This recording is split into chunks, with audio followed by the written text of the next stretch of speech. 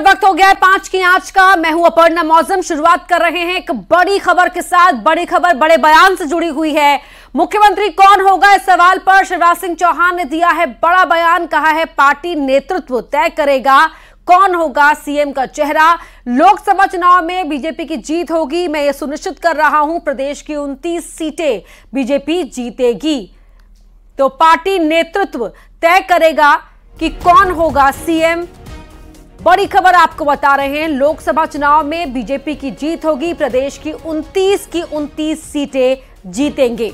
तो ईवीएम पर सवाल उठाने वालों को जवाब शिवराज सिंह चौहान का, और साथ ही मुख्यमंत्री कौन होगा, इन तमाम अटकलों को लेकर भी कहा कि पार्टी नेतृत्व तय करेगा कि सीएम फेस कौन होगा। भारतीय जनता पार्टी तय करेगी कौन मुख्यमंत्री होगा। ये काम पार्टी का है, मेरा नहीं। अगर ईवीएम में गड़बड़ होती तो श्योपुर में वो क्यों जीतते। मिशन 29 पे हमने काम करना शुरू कर दिया है। लोकसभा में 29 की 29 सीटें भारतीय जनता पार्टी जीते और प्रधानमंत्री नरेंद्र मोदी जी के गले में 29 कमल के फूलों की माला मध्य प्रदेश की जनता डालेगी। इसलिए जहां पराजय हुई है वहां मैं पहले जा रहा हूं। सर, क्या लगता है मध्य प्रदेश विधानसभा चुनाव में लाडली बहनों ने कमल खिलाया, लोकसभा में कितना कमल खिला पाएंगी? 29 की 29 सीट हम जीतेंगे। मध्य प्रदेश को जल्द नया सीएम मिल सकता है। आज रात पर्यवेक्षकों की नियुक्ति होने की संभावना है। इसके बाद विधायक दल की बैठक होगी। विधायक दल की बैठक में विधायक दल के नेता का नाम तय होगा। इसके बाद केंद्रीय नेतृत्व इस पर अपनी मोहर लगाएगा। तो आज आ सकते हैं पर्यवेक्षकों के नाम। बड़ी खबर आपको बता रहे हैं, मध्य प्रदेश को जल्द नया सीएम मिल सकता है। आज रात पर्यवेक्षकों की नियुक्ति होने की संभावना है। इसके बाद विधायक दल की बैठक होगी। इस बैठक में विधायक अपने नेता को चुनेंगे और उस एक नाम पर केंद्रीय नेतृत्व फिर अपनी मुहर लगाएगा।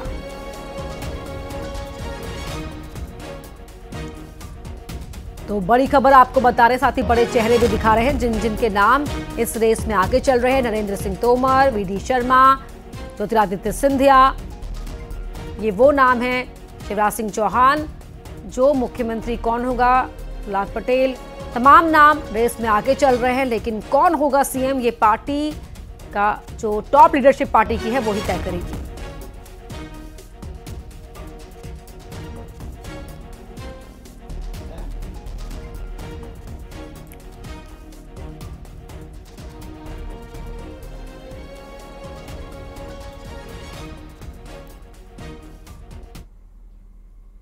सीएम के चेहरे पर सस्पेंस बना हुआ है। सस्पेंस को लेकर बयानबाजी अब तेज हो गई है। के मिश्रा ने सीएम को लेकर बीजेपी पर तंज कसा है। सीएम के फेस का अभी तक पता नहीं। काम चलाओ सीएम ने 29 सीटों पर कमल खिलाया है। बीजेपी नेतृत्व बताए क्यों हो रही इतनी देरी, क्या सीएम पद को लेकर हो रही है सौदेबाजी। भाजपा तो बड़ी अनुशासित पार्टी कही जाती है, बड़ी लोकतांत्रिक पार्टी कही जाती है। तो 3 तारीख को परिणाम आए हैं, आज 7 तारीख हो गई है।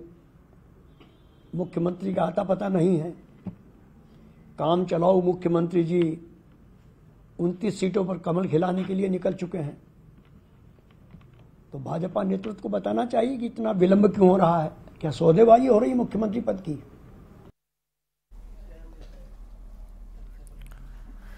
वहीं कांग्रेस के विधायक फूल सिंह बरैया का चुनाव के दौरान किया गया दावा फेल हो गया। और जैसा कि फूल सिंह बरैया ने कहा था कि वो अपने मुंह पर कालिक पोतेंगे। राजभवन के सामने पूर्व सीएम दिग्विजय सिंह ने सांकेतिक रूप से उन्हें काला टीका लगाया।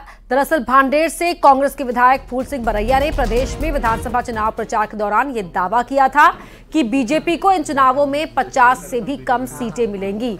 अगर इससे ज्यादा सीटें मिली तो वो अपना मुंह काला करवा लेंगे। लेकिन चुनाव में बीजेपी ने प्रचंड जीत हासिल की है। बीजेपी की प्रचंड बहुमत से जीत होने के बाद बरैया ने 2 दिन पहले यह ऐलान किया था कि मैं अपनी बात पर कायम हूं और राजभवन के सामने पहुंचकर अपना मुंह काला करूंगा। देखिए, कांग्रेस के हाथों से सरकार छीनने वाली जो पार्टी भाजपा है वो इतनी कमजोर दिमाग की नहीं है। वो आपको कोई मौका दे कहने का, वो तो लूटेंगे और साहूकार कहला जाएंगे। अब ये फैसला हमारी पार्टी में होगा तो हम लोग जैसा फैसला होगा वो काम करेंगे। हमारी लड़ाई भारतीय संविधान को बचाना है और लोकतंत्र को बचाना है, और ये लड़ाई हमारी निरंतर चलती रहेगी। बाबा साहब अम्बेडकर के सपनों को पूरा हमें करना है। तो मध्य प्रदेश में फूल सिंह बरैया का मुंह काला करने को लेकर सियासत शुरू हो गई है। बीजेपी प्रवक्ता पंकज चतुर्वेदी ने निशाना साधते हुए कहा कि यह सब दोष कमलनाथ का है और बरैया जी ने अपने मुंह पर कालिक पोती। कुछ काला पीला करना है तो कमलनाथ जी को करना चाहिए। कमलनाथ जी का दोष और दंड फूल सिंह बरैया को मिल रहा है, जबकि बरैया चुनाव जीत कर आए हैं। पार्टी में हमेशा एक बैलेंस रहा है कि युवा लीडरशिप और वरिष्ठ नेतृत्व दोनों मिलकर के काम करते हैं। हमारे लीडर कमलनाथ जी जो हैं उन्होंने मजबूती से चुनाव लड़ा और चुनाव को लेकर के जो परिणाम आए हैं वो किसी को भी समझ में नहीं आ रहे हैं। इसके पीछे कई कारण बताए जा रहे हैं, उन कारणों का हम परीक्षण कर। वहीं बीजेपी प्रवक्ता नरेंद्र सलूजा ने दिग्विजय सिंह को लेकर सवाल खड़े किए। कहा कि इससे कांग्रेस की सामंती सोच एक बार फिर जग जाहिर हुई है। दिग्विजय सिंह ने दलित नेता का मुंह काला करने का कार्यक्रम किसी शक्ति प्रदर्शन से कम नहीं है। ऐसा लग रहा था कि ये प्रदर्शन कांग्रेस का नया प्रदेश अध्यक्ष या नेता प्रतिपक्ष बनने के लिए था। कांग्रेस के विधायक फूल सिंह बरैया ने कहा था यदि भारतीय जनता पार्टी 50 से अधिक सीटें जीतेगी तो मैं राजभवन के सामने अपना मुंह काला कर दूंगा। अपनी घोषणा के मुताबिक वो मुंह काला करने गए। अब चूंकि घोषणा उन्होंने ही करी थी, इसमें किसी पार्टी का कोई लेना देना नहीं था और घोषणा के मुताबिक यदि उनको जाना भी था तो अकेले चले जाते, लेकिन पूरा शक्ति प्रदर्शन का भीड़ ले गए। और बड़े आश्चर्य की बात है कि दिग्विजय सिंह जी भी इस पूरे जश्न में शामिल हुए। अब कायदे से तो दिग्विजय सिंह जी को फूल सिंह बरैया को रोकना था, एक दलित नेता है, लेकिन बड़ा ही आश्चर्यजनक है खुद दिग्विजय सिंह ने अपने हाथ से फूल सिंह बरैया के मुंह पे कालिक पोती। ये तो बड़ा ही शर्मनाक बात है। हमें दिग्विजय सिंह और कमलनाथ के बीच का वो विवाद सामने आता है जब कपड़े फाड़ने की बात हुई थी, तब दिग्विजय सिंह ने कहा था कि कपड़े और बी फॉर्म पे हस्ताक्षर है। तो फिर यदि कालक की भी बात आएगी तो वही गाइडलाइन इसमें भी चलना चाहिए। लेकिन फूल सिंह बरैया का क्या दोष जो एक दलित नेता के मुंह पर काली पोती। निश्चित तौर पे दिग्विजय सिंह ने जो कृत्य किया है यह बेहद निंदनीय। इसको लेकर पूरी कांग्रेस को माफी मांगना चाहिए, दिग्विजय सिंह को माफी मांगना चाहिए और यह दलित नेता का नहीं दलित समुदाय का भी अपमान है। वहीं सीएम शिवराज सिंह ने श्योपुर में लाडली बहनों से मुलाकात की। सीएम ने कहा कि कई दिनों से अपनी बहनों से मिलने की इच्छा थी, आज मैं आपके बीच पहुंचा हूं। वहीं बीजेपी को मिले प्रचंड बहुमत पर लाडली बहनों का आभार भी जताया।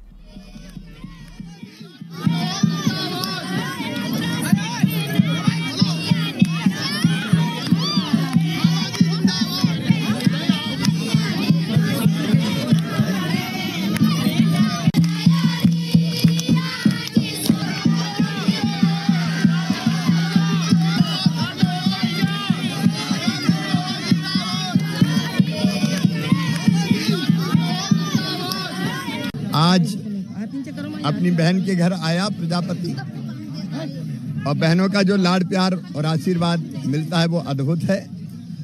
बहनों ने रक्षा के सूत्र बांधे, सर पे हाथ रख के आशीर्वाद दिया है। तो हमारा भी संकल्प यही है कि बहनों की जिंदगी में कोई अंधेरा नहीं रहने देंगे। अब सब बहनों को लाडली बहना के बाद लखपति बहना बनाना है। उसकी योजना पूरी तैयार है ताकि स्व सहायता समूह के माध्यम से बहनों की आमदनी लगातार बढ़े और बहनें गरीबी से मुक्त हों और पूरे स्वाभिमान के साथ और सुख के साथ आनंद के साथ अपना जीवन जिए। तो आपने शिवराज सिंह चौहान को सुना। शिवराज सिंह चौहान यहां पर लाडली बहनों के बीच पहुंचे और कहा कि बहनों से जो वादा किया उसे पूरा किया जाएगा। किसान भाइयों को चिंता करने की आवश्यकता नहीं है। रोजगार सरकारी योजनाओं को लेकर प्रदेश में काम करेंगे। स्वयं सहायता समूह की 15 लाख बहनें अब लखपति बन चुकी है। ये जीवन का मिशन है। अब प्रदेश में लखपति बहन अभियान चलेगा।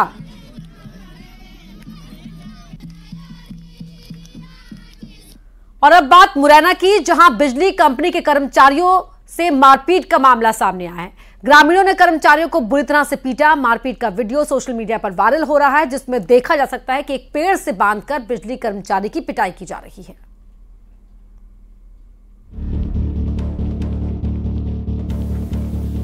मुरैना से बिजली कंपनी के कर्मचारियों के मारपीट का मामला सामने आया है। ग्रामीणों ने कर्मचारियों के साथ मारपीट की। मारपीट का वीडियो अब सोशल मीडिया पर वायरल हो रहा है, जिसमें देखा जा सकता है कि एक पेड़ से बांधकर बिजली कर्मचारी की पिटाई हो रही है। ये बात चीनी थाना क्षेत्र की है। दरअसल बिजली कर्मचारी चेठी बाई गांव में ट्रांसफार्मर सही करने गए थे। इस दौरान ग्रामीणों और कर्मचारियों के बीच किसी बात को लेकर कहासुनी हुई। इसके बाद ग्रामीणों ने कर्मचारियों के साथ मारपीट शुरू कर दी। इस दौरान वहां मौजूद किसी शख्स ने इस घटना का वीडियो बनाकर सोशल मीडिया पर वायरल कर दिया, जिसके बाद मामले का खुलासा हुआ। पीड़ित कर्मचारियों ने थाने पहुंचकर आरोपियों के खिलाफ मामला दर्ज करवाया है। फिलहाल पुलिस केस दर्ज कर आगे की कार्रवाई में जुट गई है।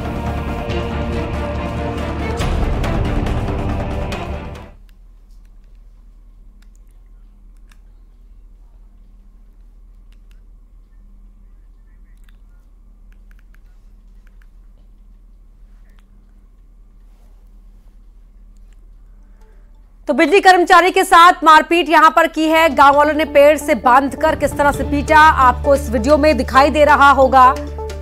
और ये वीडियो अब सोशल मीडिया पर वायरल हो गया है। यहां मुरैना में ये दबंगई देखने को मिली है। बिजली कर्मचारी के साथ मारपीट की गई है।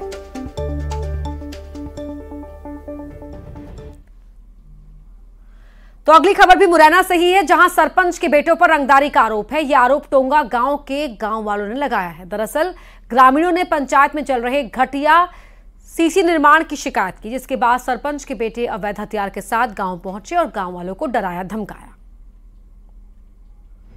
मुरैना में सरपंच के बेटों पर रंगदारी का आरोप लगा है। यह आरोप टोंगा गांव के ग्रामीणों ने लगाया है। दरअसल ग्रामीणों ने पंचायत में चल रहे घटिया सीसी निर्माण की शिकायत की थी, जिसके बाद सरपंच के बेटे अवैध हथियार के साथ गांव पहुंचे और ग्रामीणों को डराया धमकाया। इस दौरान दोनों पक्षों में मारपीट शुरू हो गई, जिसका वीडियो भी सामने आया है, जिसमें देखा जा सकता है कि सरपंच के बेटे के हाथ में हथियार है। दोनों पक्षों में झड़प होती है। ग्रामीण किस तरह हथियार छुड़ा लेते हैं, ये पूरा मामला सबलगढ़ ब्लॉक के देवपुर पंचायत के टोंगा गाँव की है। मारपीट के बाद दोनों तरफ से मामले की शिकायत की गई। पुलिस ने मामला दर्ज कर जांच शुरू कर दी है।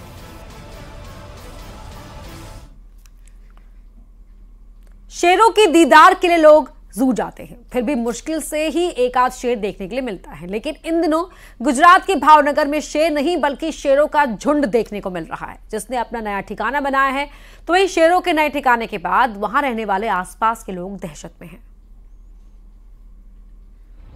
गुजरात के भावनगर के सीहोर का जंगल अब शेरों का ठिकाना बन गया है। 8 शेरों का एक परिवार फिलहाल सीहोर के जंगल में रह रहा है। भावनगर जिले के जंगल को शेरों के दूसरे घर के रूप में विकसित किया जा रहा है। जिले की विभिन्न गांवों में शेरों का झुंड अक्सर देखा जा रहा है। 2 दिन पहले सीहोर तहसील में 6 शेरों के झुंड को एक साथ देखा गया था, जिससे स्थानीय निवासियों में काफी दहशत फैल गई है। इस संबंध में वन विभाग के अधिकारियों ने बताया कि 8 शेरों का एक परिवार फिलहाल सीहोर के जंगल में रह रहा है। इसमें 1 शेर, 3 शेरनियां और 4 शावक शामिल हैं, जबकि पलिताना जंगल में 11 शेर रहते हैं। सीहोर में जिन 6 शेरों को देखा गया है वे 8 शेरों का परिवार है और अक्सर तहसील के विभिन्न गाँव के खेतों में वन क्षेत्र से बाहर आते देखे जाते हैं। भावनगर जिले के अंबाला, अनीड़ा, सड़ोसरा, रामधारी और चोरवाडला समेत कई गांवों के खेतों में कई बार शेर देखे जा रहे हैं और लोगों में डर का माहौल है। वहीं वन विभाग के अधिकारियों के मुताबिक रात में सुरक्षा के लिए कई टेंट बनाए गए हैं। वन विभाग के अधिकारियों ने लोगों से अपील करते हुए कहा है कि अगर आपको शेर या शेरों का झुंड दिखे तो उन्हें गलत तरीके से परेशान ना करें, गाड़ी का हॉर्न ना बजाएं और वीडियो ना बनाएं। वहीं ग्वालियर के जीवाजी यूनिवर्सिटी में रैगिंग की शिकायत मिली है। कैप्टन रूप सिंह हॉस्टल में छात्रों ने रैगिंग की शिकायत की। जूनियर्स ने सीनियर्स पर डांस कराने का आरोप लगाया। बीपीटी यानी बैचलर ऑफ फिजियोथेरेपी के छात्र ने शिकायत की। जूनियर्स ने सीनियर छात्र पर रैगिंग के नाम पर प्रताड़ित करने का आरोप लगाया है। शिकायत के बाद कुलपति डॉक्टर अविनाश तिवारी ने मामले की जांच का भरोसा दिया है।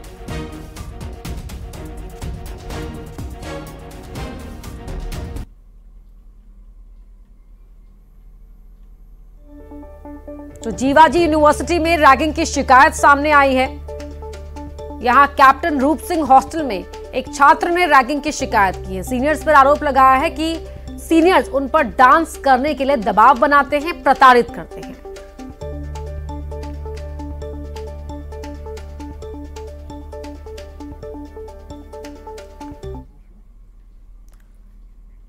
बांधवगढ़ से लगे घुनघुटी रेंज के जंगल में चीतल के शिकार का सनसनीखेज मामला सामने आया। इस मामले में 10 शिकारी पकड़े गए जबकि 2 आरोपी फरार हो गए। पुलिस ने शिकारियों को मौके से चीतल का मांस पकाते हुए पकड़ा है। 10 शिकारियों के साथ ही शिकार में इस्तेमाल की गई बंदूक भी जब्त कर ली गई, लेकिन 2 आरोपी भागने में कामयाब हो गए। इनकी तलाश की जा रही है। वन विभाग की टीम द्वारा गिरफ्तार किए गए थे, उनसे जांच पड़ताल चली। उनके द्वारा बताया गया कि इस पूरी घटना को अंजाम देने के लिए इसमें टोटल 12 आरोपी शामिल हैं, जिनमें से 10 आरोपियों को गिरफ्तार कर लिया गया है और एक मुख्य आरोपी प्रदीप बैगा जी हैं, जिनके द्वारा बंदूक से गोली मारकर चीतल का शिकार किया गया था। बंदूक प्रदीप बैगा द्वारा जंगल में ही जब्त करवा दी गई है। सभी व्यक्तियों पर वन्य प्राणी संरक्षण अधिनियम 1972 की धारा 216, धारा 9, धारा 39, धारा 51 और धारा 57 के तहत मामला दर्ज किया गया है। यहां रुक रहे छोटे से ब्रेक के लिए जल्द लौटते हैं।